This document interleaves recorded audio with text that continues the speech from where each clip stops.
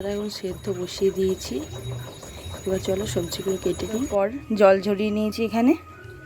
আর দেখো এখানে সবজি কেটে নিয়েছি, আলু, টমেটো, পেঁয়াজ, কাঁচা লঙ্কা, ধনেপাতা, আর এখানে সামান্য একটু সস। কড়াই গরম হচ্ছে এখানে। পেঁয়াজগুলো দেওয়া হয়ে গেছে, পেঁয়াজগুলো এবার ভাজা ভাজা মতন হয়ে গেছে। এবার আমি আলুগুলো এর মধ্যে দিয়ে দেবো।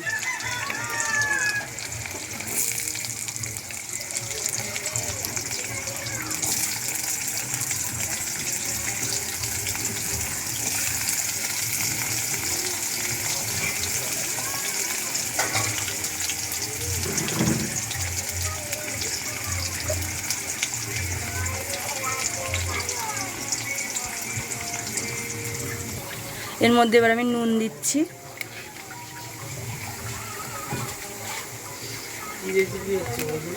পাস্তা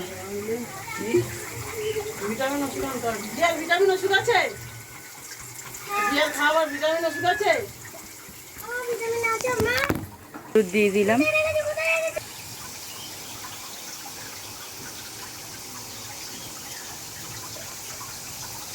এর মধ্যে এবার আমি কাঁচা লঙ্কা টমেটোটা দিয়ে দেবো। এর মধ্যে কাঁচা লঙ্কা টমেটোটা দেওয়া হয়ে গেছে।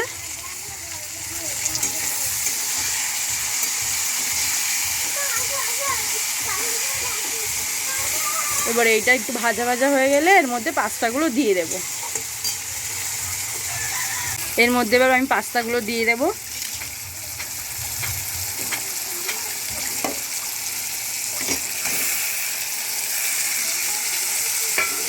দিয়ে দিলাম। এবার এটাকে ভালো করে নাড়তে হবে। বেশি ঝাল দেবো না, কেননা ঝাল বেশি খাবে না। এই 3টে কাঁচা লঙ্কাই দিয়ে দিলাম, আর লঙ্কা দেবো না। ভালো করে নাড়াচাড়া করে নিতে হবে।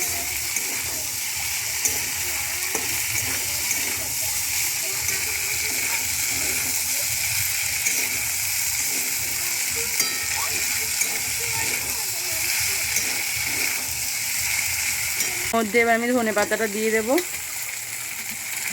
আর নামানোর সময় সসটা দিতে হবে। ধনেপাতাটা দিয়ে দিলাম। এই যে সসটা এবার এর মধ্যে দিয়ে দেবো।